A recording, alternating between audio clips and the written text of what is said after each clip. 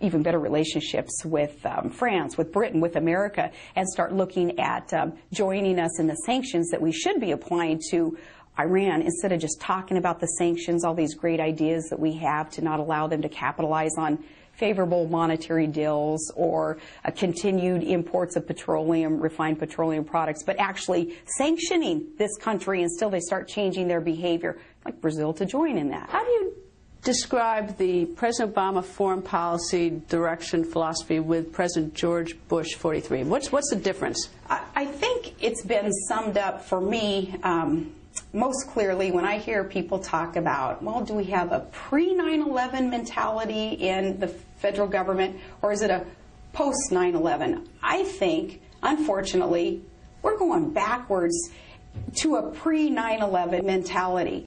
And we're not understanding that the enemies in this world, the terrorists, are wired. They are operating in a way to seek this destruction of America and her allies.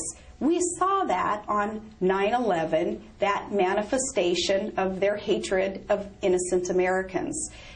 Now, we learned so much from that, and I thank President George Bush for understanding how important it was to build up our military and to build alliances to make sure that that never happened again.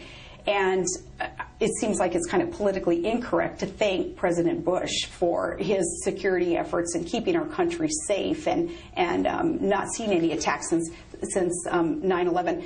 And I think that we need to emulate much of what he did militarily. I'd like to see our President Obama start looking in that direction and realizing that so much changed after 9/11. There was that clear illustration of evil empires hating America, wanting to destroy our country, and the shift in thinking in the federal government at that time I thought was very valuable, much healthier for America than where we are today, where it seems like we're kind of backing up a little bit. We're kind of going along with almost this assumption that it'll never happen again, and maybe we can just talk the terrorists out of ever wanting to attack America or our allies. When I look at sort of the world, I think, what would I do? And I think to myself that every time you move one chess piece, you create another problem. And of course, Pakistan, India are the best example. The minute you help Pakistan, India's mad.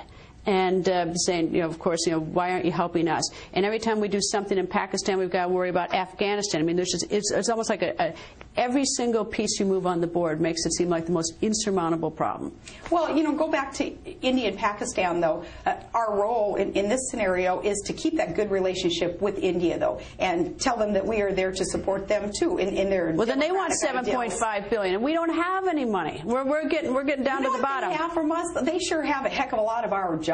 We've exported so many of our jobs to India, and this is so unfortunate. And it's because of decisions that our federal government has made in this disincentivizing our own businesses and industry in America to be able to keep jobs here. We're going to be able to do that if we reduce the taxes on the job creators and allow our small businesses especially to get to reinvest and hire more people here. So it all sort of loops back. It all loops back, and it loops back to what to the way our country was formed, and we were going to be different than any other country, and we were going to strive to be the superpower militarily and economically. And I want our country to get back to that, and I think most Americans agree with me. We have the willingness, we have the ableness to get back to where we were and to forge ahead in that direction. That's what I want to see. Up next, get on the bus. We are taking you behind the scenes for a ride on Governor Palin's book tour bus. Minutes away. Plus, why did Governor Palin resign her job of governor of Alaska? Is she a quitter?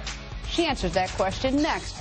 And what didn't Governor Palin put in her book that she wanted to include? You're going to find out when our special continues.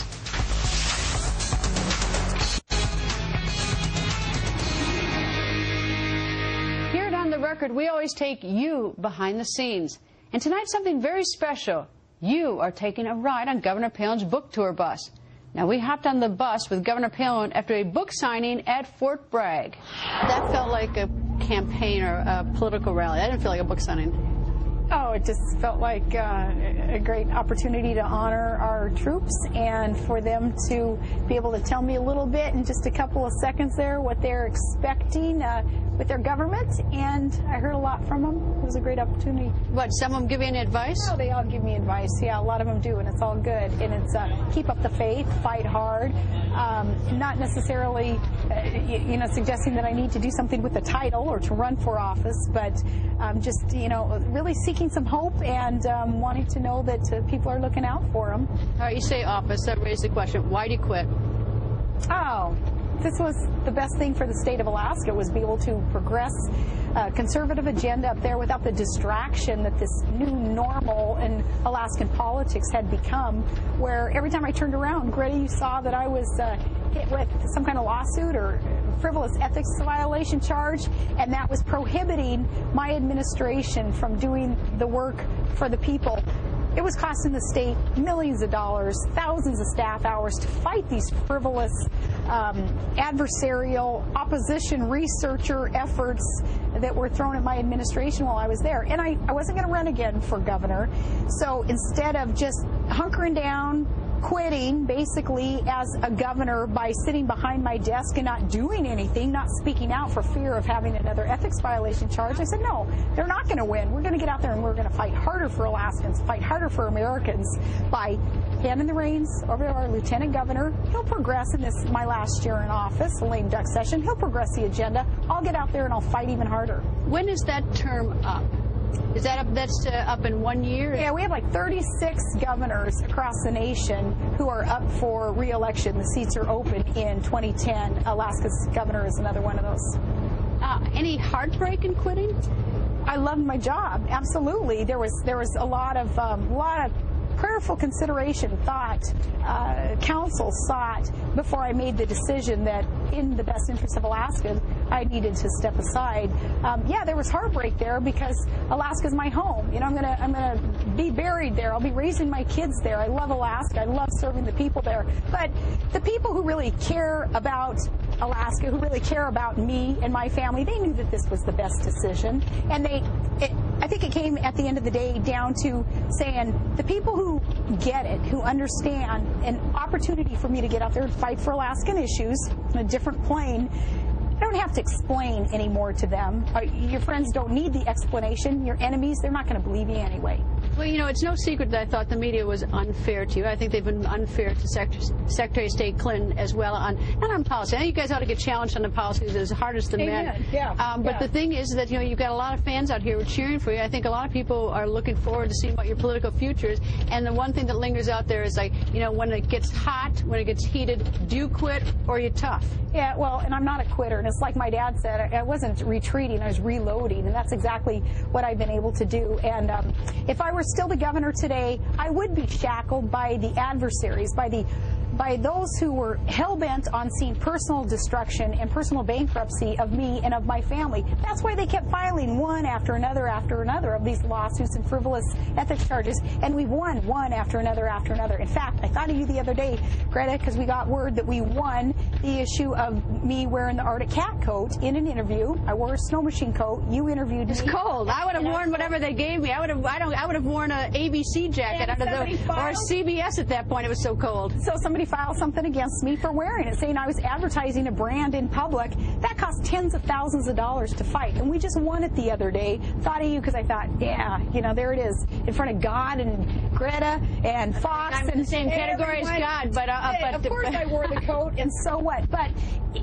the politics of personal destruction, things like that I just went through for those months in Alaska. It's why good people stay out of politics. It's why good people say, I'm not going to put my family through that. I'm not going to offer myself up to be sacrificed like that, because you become ineffective if you start hunkering down and kowtowing to what they're going to do to you next. No, instead we were like, no, you're not going to win, you guys. We are going to get out there and we're going to fight even harder. Here's how we're going to do it. All right, there are a lot of people out there you could tell, and I know that you have never said what your plans are in 2012. I'm not going to ask you because everyone keeps asking the same question. I've heard the same answer, that you have not made any decisions or anything. But a lot of people out there are pushing for you. How do you know? I mean, if they were to persuade you to run, or if you made the decision based on your family, how do you say that when they start doing that personal destruction thing, because that's what's going to happen, that you could still overcome it the second time on a national scale? Yeah, it's not the same scale though, because in Alaska,